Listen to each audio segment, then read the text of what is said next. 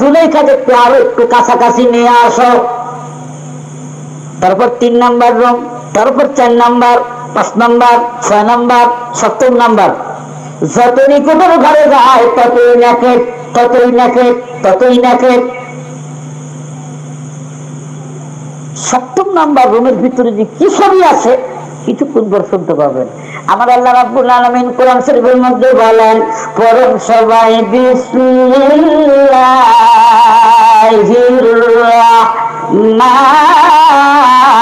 রাহমানির রাহিম।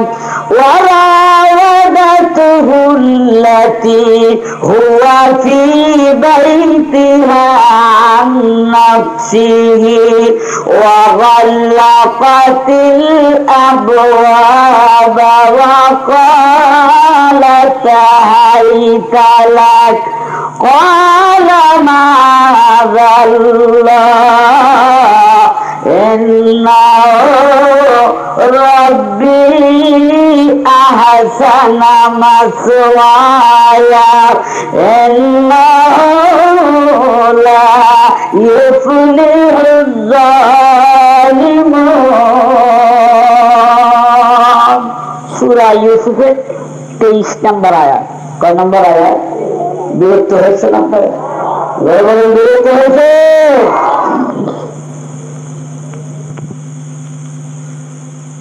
কিন্তু শালি তোমার জন্য হালাল নয়। পত্রিকা খুলে দেখুন, বিয়ের 1 মাস পরে, গতকাল না পরশু দিন পত্রিকা দেখলাম, বিয়ের 1 মাস পরে শালি কিনে দুলাভাই গায়ে উদাও, মানে আউট অফ মার্কেটে উত্তরবঙ্গের এরকম জায়গা আছে আল্লাহ ভরসা।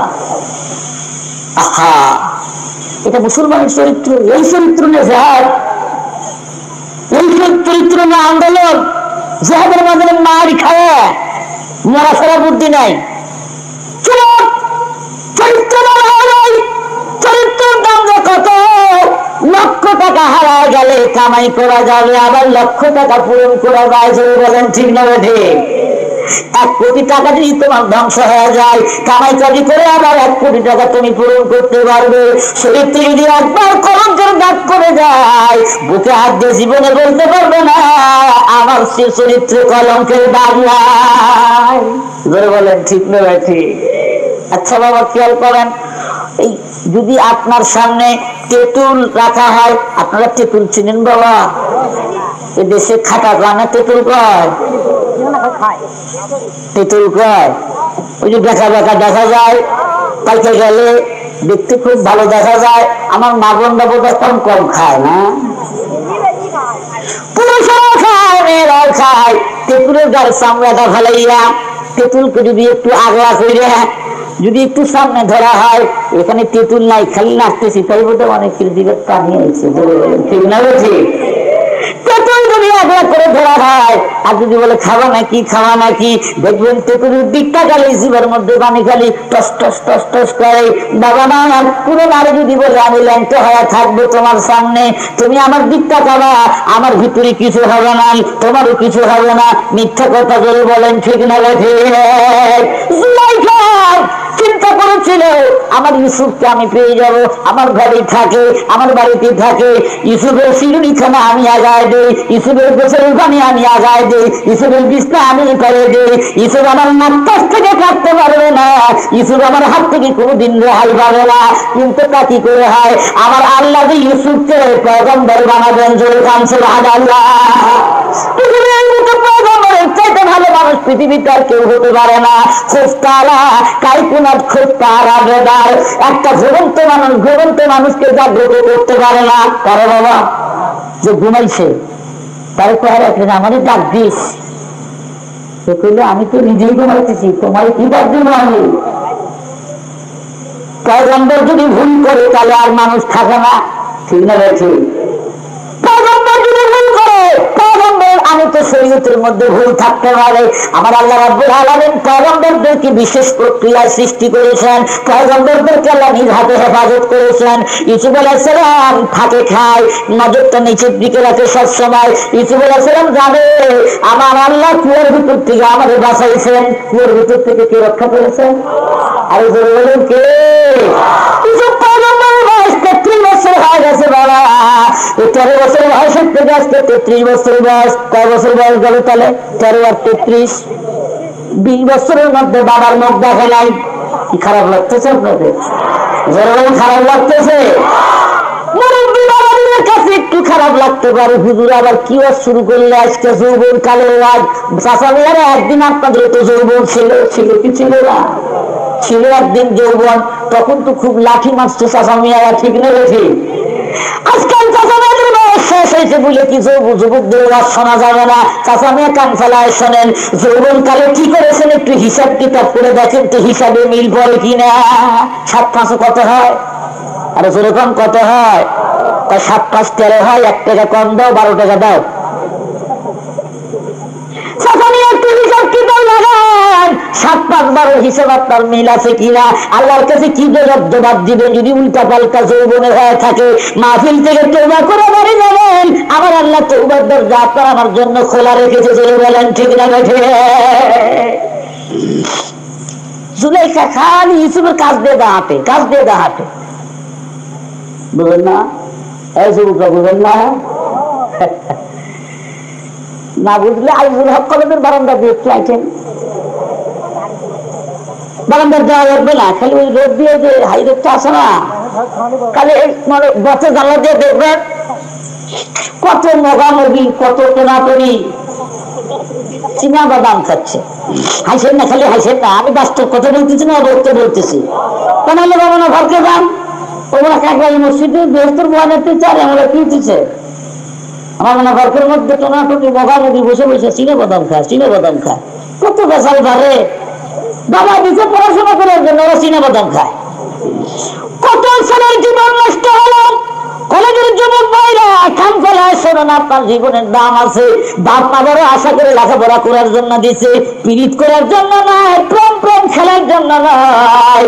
কত মা সেখানে চাকরি বিক্রি করে ছেলেকে লেখাপড়া শিখায়, ধরে বলেন ঠিক না ঠিক? কত বাবা আছে ভিটা মাটিটা পর্যন্ত বিক্রি করে বেটার শেষ পরীক্ষাটা পর্যন্ত করা নাই, কিন্তু বেটা পরীক্ষা দেওয়ার আগে বিয়ে পাস করে। কি পাস করে? ম্যাট্রিক পাস করার আগে বলা ছেলে বলে বিয়ে পাস করে। আর বিয়ে পাস করলেও আবার বিয়ে পাস করে, এমএ পাস করার আগে। আমার কথা বুঝে না বাবা? যুবক ভাইরা ঠকা ঠকেন না, ঠকার একটা সীমা আছে। যারা বলছে তারা খতম হয়ে গেছে।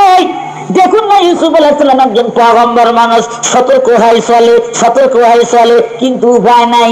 হযরত ইউসুফ আলাইহিস সালামকে পারক করার জন্য, কন্ট্রোল করার জন্য, নিজের আয়ত্তে আনার জন্য মিস্ত্রি দিয়ে সুন্দর একখান বালাখানা বানাইছে।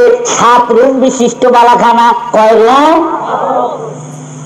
7 কক্ষ বিশিষ্ট একটা বালাখানা। 7টা রুমের পেট কাটা দরজা আছে। কি কাটা দরজা বুঝেন তো আপনারা?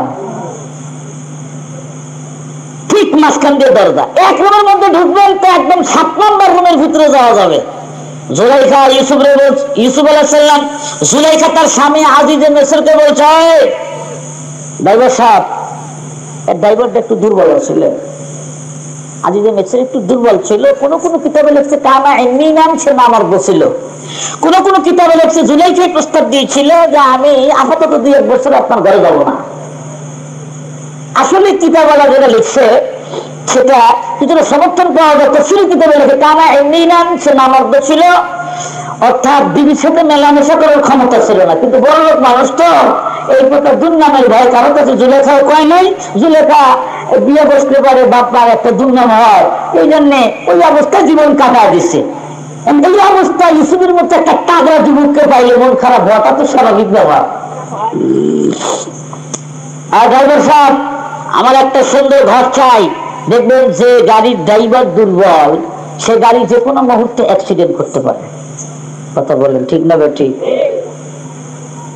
ড্রাইভারের স্বামী দুর্বল, সেই স্বামী যদি বলে স্বামী তুমি শুয়ে থাকে ঘরের মধ্যে, আমি একটু সিনেমা দেখে আসি, স্বামী বলবে যাও, কিচ্ছু বলবো না তোমাকে, যা খুশি করে আবার ঘরে ফিরে আসো। আপনারা ঘরে নাউজুবিল্লাহ। আমি কি খুব ব্যাপার কথা বললেন? এখানে কেউ দুর্বল নাই, সব সবল। এটা আমি জানি। বগুড়ার মানুষ খুব সবল, খালি নিউ মার্কেটে ভিড় জমা মেয়েরা, এলাকার মেয়েরা যায় না তো, ওই খালি শহরের আশেপাশের মেয়েরা যায়। দুর্বল স্বামীকে দেখে বলে, স্বামী সুন্দর করে একটা বালাখানা বানান। স্বামী ডেকে বলে, বালাখানা দিয়ে কি করবো? আমার ইচ্ছা, বানা দেন। ঠিক আছে বানাবো, তাড়াতাড়ি বানান। বেটির গরমই আলাদা, জানে বর্দার সারায় মর্দেনে কো, জানে বর্দার সারায় মর্দেনে কো, हम चुनिया लमस्ते दोजखो, हम चुनिया लमस्ते दोजखो, ज़ेनहर आज करीने बद ज़ेनहर, वकीना रब्बाना अज़ाबन नार, वकीना रब्बाना अज़ाबन नार। नेककार মানুষের ভাগ্যে যদি কল্লা মার্কা বল পড়ে, তাহলে বুড়ো মানুষের মাথায় যেমন বিরাট গোছা মাথায় নিয়ে হাঁটা যেমন জুলুম, আমার নবী বলেন কল্লা মার্কা বউ যদি নেককার মানুষের ভাগ্যে পড়ে, তাহলে তারও হাঁটা জুলুম।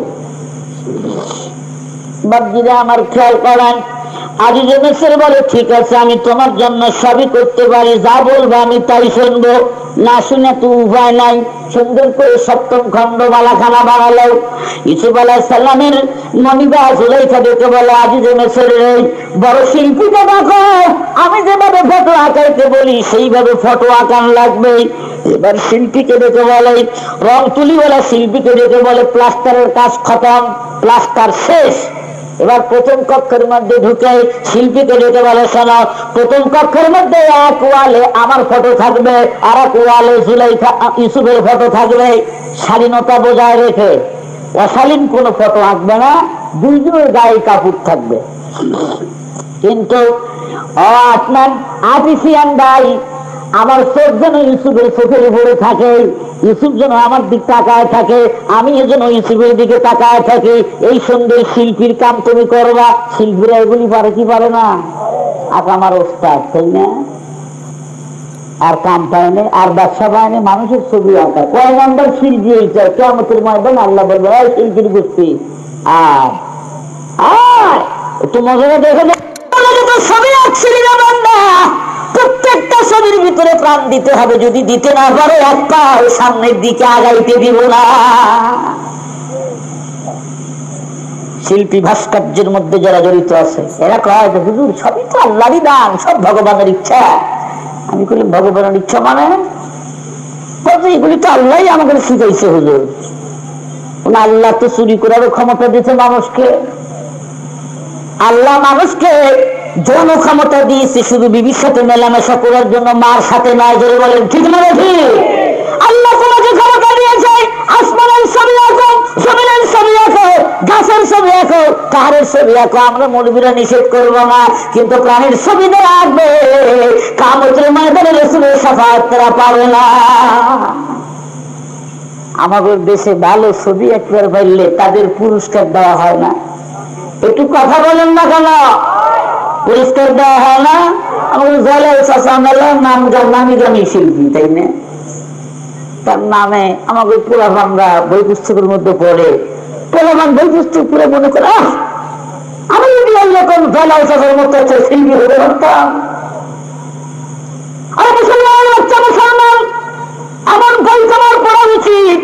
গল্প পড়ে মুসলমানের বাচ্চা বলবে, আমি হানজালার মতো সাহাবী কেন হতে পারলাম না? জোরে কান ঠিক না?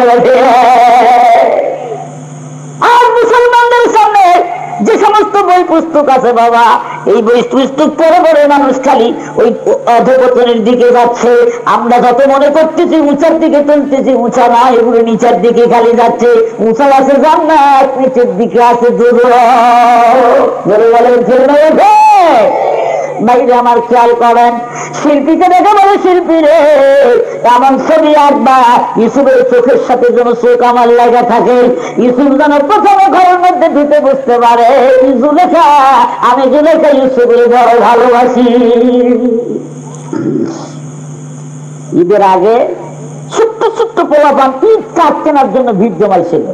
গ্রামের মধ্যে ঈদ কাঠের তেমন প্রচলন না, কিন্তু শহরে ছোট্ট ছোট্ট পোলাপানকে আব্বু আব্বু, গ্রামের বাড়িতে তো আব্বা কর হুঁশ পায় নাই, শহরে কিছু আব্বু আম্মু ড্যাডি।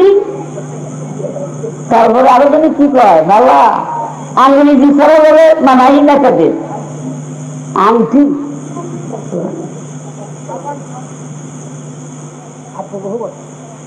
আমার খেয়াল করেন আব্বা আব্বা আব্বু আব্বা শুরু হয়ে যায় আহা দেখ ওগুলি বলতে চাই না আমি আব্বু আমার ভিউ কার্ড দাও ইট কার্ড কিনে দাও আব্বু নিয়ে যাবো মার্কেটে নিয়ে গেছে কতটুক ছোট্ট বাচ্চা ভিউ কার্ড পছন্দ করতেছে ইট কার্ড পছন্দ করে ইট কার্ডের মধ্যে যেখানে সরাসরিকে ধরা আছে যুবক যুবতী কিছু মুখ খাচ্ছে একটু ধরে না কবরের বাস্তব জীবন বলেই শুনছেন আজ একটু মার্কেটের বাচ্ছি না যান বাস্তব না বাস্তব আব্বু ছেলেকে বলে না ওগুলি ওগুলি কেনা যাবে না কেনা ওদিন আমার কিনে দাও কেন কিনে দিবে না কেন চাবে না জীবন ভরাই যে টিভির মধ্যে দেখাইছ টিভিতে দেখেছে ছোট্ট ছোট্ট বাচ্চারা দেখছে কি দেখে নাই তোমার কোলের সামনে বসে তোমার পেটের মধ্যে বসে ওর মার পেটের মধ্যে বসে টেলিভিশনে নাটক দেখেছে দেখছে কি দেখে নাই ও যখন কোলের মধ্যে ছিল তখন মা বসে বসে নাটক দেখেছে ও যখন পেটের মধ্যে ছিল ওকে নিয়ে সিনেমা দেখতে গেছে দেখছে কি দেখে নাই ও যখন পেটের মধ্যে ছিল ওকে নিয়ে যাত্রা দেখতে গেছে আজকে তো ভিউ কার্ড কিনবে দেখছো নাকি তোমার চোখের সামনেই কাণ্ড ঘটাবে কি কাণ্ড ঘটাবে তুমি বড় আশা করে পড়তে দিবা বেটা আমার মাস্টার ডিগ্রি পাস করে এসে আমার কাজ তেল দিয়ে দিব অত আশা করেন না কাজ তেল দিয়ে দেবো না ডিগ্রি পাস করে লাগি আর ডিগ্রি পাস করে আব্বু আম্মু কি ওগুলোর দরকার নাই ইংল্যান্ডে একটা মেয়ে ছেলে ছিল নাম হলো তার মেরি জোরে বলেন কি নাম আরো জোরে বলেন কি নাম মেরি হলো নাম খ্রিস্টান মেয়ে মা বেঁচে আছে বাবা নাই মা বড় আদর যত্ন করে মেরিকে লালন পালন করে বাবারা খেয়াল করেন মেরি যখন একটু বড় হয়ে গেল মেরিকে পড়তে দিল খ্রিস্টানদের স্কুলে মেরি পড়তে পড়তে একদিন মাকে ডেকে বলে আম্মু মা মা তো হারা কয় না ওদের ভাষায় ইংরেজিতে ডেকে বললে আম্মু আমি আর স্কুলে যাব না কেন আমার তো আব্বা বেঁচে নাই তুমি খালি বেঁচে আসো তোমার বড় কষ্ট হয় না তাই আমি একা একাই তোমার পারমিশন ছাড়া বিয়ে করেছি মা ডেকে বলে বেটি রে ছোটবেলার থেকে তোকে লালন পালন করলাম রে বেটি তোর কেমন স্বামী হবে আমি একটু চয়েস করতাম কিন্তু তুই তা করতে দিলি না ঠিক আছে তোর ব্যক্তিগত অধিকারের প্রতি আমি হস্তক্ষেপ করবো না থাক তোরাই সুখে থাক বেটি একদিন দেখে বলে মা আমার তো পেটে বাচ্চা এসে গেছে মা বলে ঠিক আছে আমার নাতিন হবে ভালো হবে দেখতে দেখতে 10 মাস 10 দিন পার হয়ে গেল বাবা আর একটা বেটি হলো মেরির পেট থেকে যখন নাতিনকে পাইছে বুড়ি নাতিনকে পাওয়া বড় খুশি হয়েছে নাতিন যখন আস্তে আস্তে বড় হয়ে গেল নাতিন যখন একা একা কাপড় চুপুর করতে পারে নাতিন যখন একা একাই পায়খানা প্রস্তাবের পানি ব্যবহার করতে পারে একদিন বেটি মেরি দেখে বলতেছে মা একটা প্রস্তাব দিতে চাই মা গো আগামীকাল তোমাকে আমি এক জায়গায় পাঠাইতে চাই মা চোখের পানি করে বলে মা তুমি আমার কোন জায়গায় পাঠাবা আমি তো ছোটবেলার থেকে বাড়িতে এসেছি যৌবন কাটিয়ে দিয়েছি তোর বাবার বাড়িতে তোর বাবা যখন দুনিয়ার থেকে চলে গেল আমি তোমাকে বুকে নিতে এখানে বেঁচে আছি মা তখন বেটি তখন দেখে বলে মা ইংল্যান্ডের নিয়ম হচ্ছে বুড়া মানুষ এইরকম বাসা বাড়ি থাকতে পারবে না ইংল্যান্ডের নিয়ম হচ্ছে ওল্ড হাউস নামক একটা অফিস আছে ওল্ড মানে পুরাতন ওল্ড মানে কি হাউস মানে বাড়ি পুরাতনদের বাড়ি নামে ইংল্যান্ডে একটা জায়গা আছে কোন বুড়া বুড়িরা আড্ডাই বলে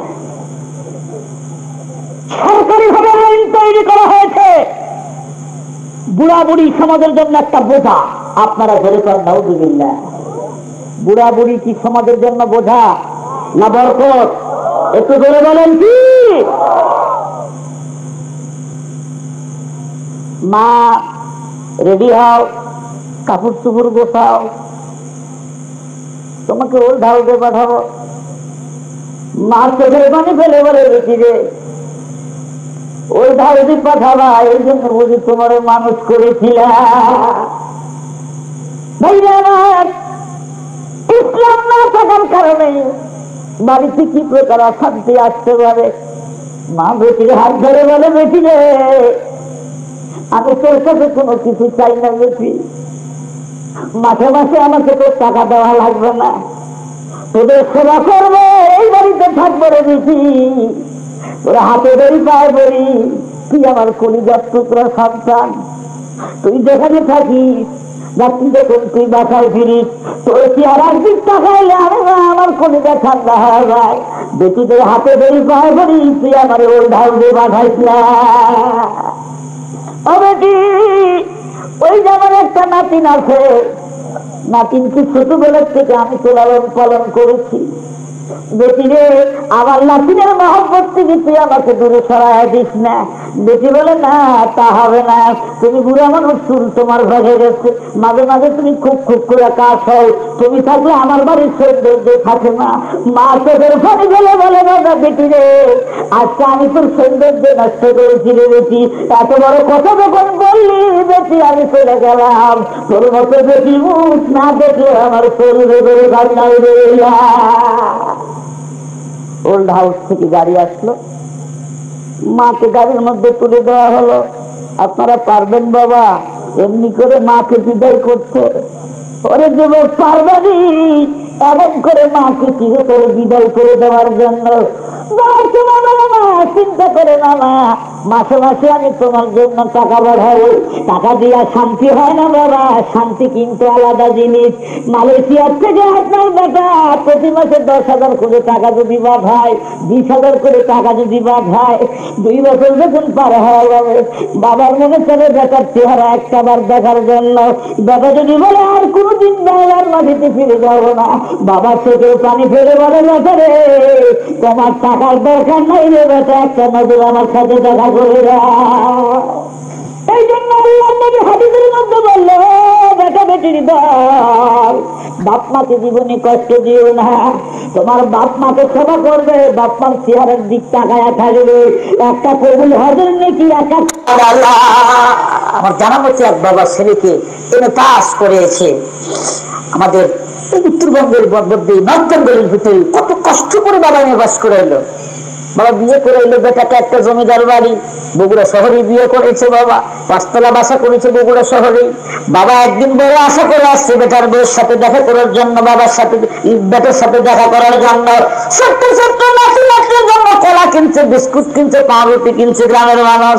কি বলেন, নাতিকে দেখার পরে সব হাতের মধ্যে ডাক্তার নিয়ে বুড়ো দাদা কলিং বেলি টিপ দেওয়া লাগে তা তো জানে না, বাসার মধ্যে ঢুকে তালাশ করতেছে আমার নাতি আর নাতিন কোন জায়গায়। তালাশ করে দরজা জানলা সব বন্ধ দেখতে যায়, বুতামে টিপ মারছে, কিরিং করে এদিক থেকে আওয়াজ হয়েছে, ছুটে আসছে 2 নাতি আর নাতনি, দাদু দাদু বলে ডাক দেয়, বুড়ার প্রাণটা জুড়ে যায়। তখন ওই পুত্রবধূ ডেকে বলে, শাম, এই বুড়ার সাথে কথা বলতে পারবি না, তাড়াতাড়ি ভিতরের মধ্যে এসে বস। গেট খুলতে দেয় নাই, আসলে করবোটা আসলে তখন সাক্ষাৎ হবে, তোদের কি বুড়ের সাথে কথা বলতে দিব না?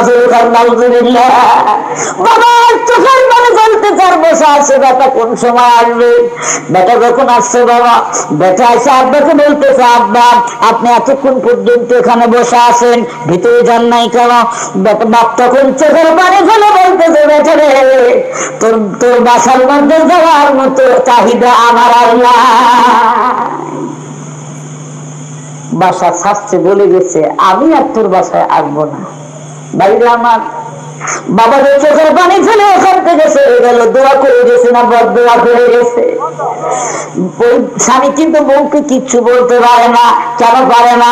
বাসা খান করেছে শ্বশুর বাড়ির টাকা দিয়া, বেশি কথা বললে কান্দা ঝোলা বাসার থেকে নামায় দেওয়া হবে। শরীয়তের একটা হুকুম অমান্য করার কারণে কতগুলা খারাপ লাগাম আসতেছে। যুবক ভাইরা রে, এমন বউ যদি থাকে সংসারে মনে রাখবা, বউয়ের দাম বেশি না মার দাম বেশি? একটু জোরে কার দেবো, কার দাম বেশি? মার দাম বেশি। জীবনে মার মনে কষ্ট দিও না, জীবনে মার মনে দুঃখ দিও না।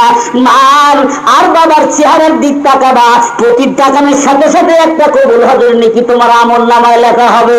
কত বই পুস্তক জীবনে পড়েছে, কত নোবেল নাটক জীবনে পড়লাম, মনে রাখবে 3টা ব্যক্তির দোয়া বদ্ধ আল্লাহর আসমানে উঠে যায়, আরশে আল্লাহর মাঝখানে আর তিনজন ব্যক্তির দোয়া বদ্ধ আর মাঝখানে কোনো ফায়সালা থাকে না।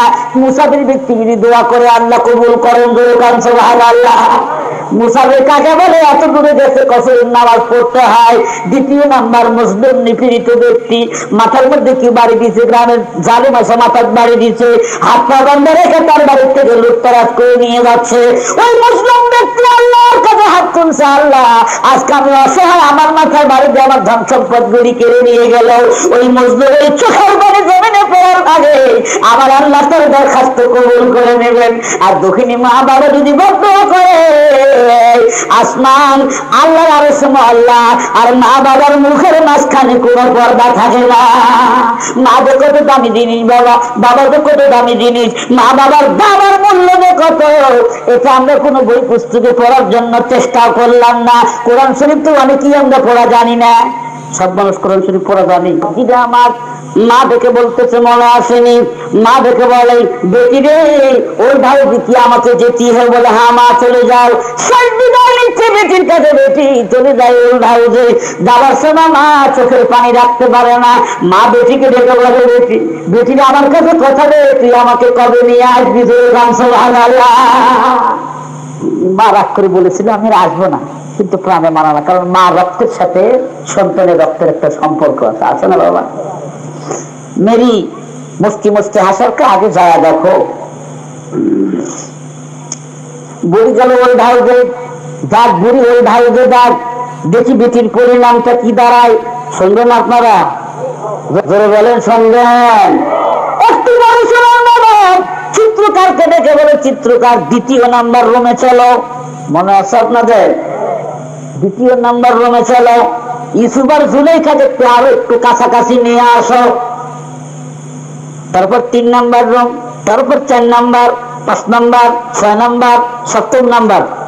যত নিকটের ঘরে যায় ততই নাকে, ততই নাকে, ততই নাকে। 7 নাম্বার রুমের ভিতরে যে কি ছবি আছে কিছুক্ষণ পর শুনতে পাবেন। আমার আল্লাহ রাব্বুল আলামিন কোরআন শরীফের মধ্যে বলেন, পড়ুন সবাই বিসমিল্লাহির রাহমানির রাহিম। وراودته التي هو في بيتها عن نفسه وغلقت الأبواب وقالت هيت لك قال معاذ الله إنه ربي أحسن مثواي إنه لا يفلح الظالمون। সূরা ইউসুফের 23 নম্বর আয়াত। কয় নম্বর আয়াত? বিরক্ত হয়েছে না? বিরক্ত হয়েছে?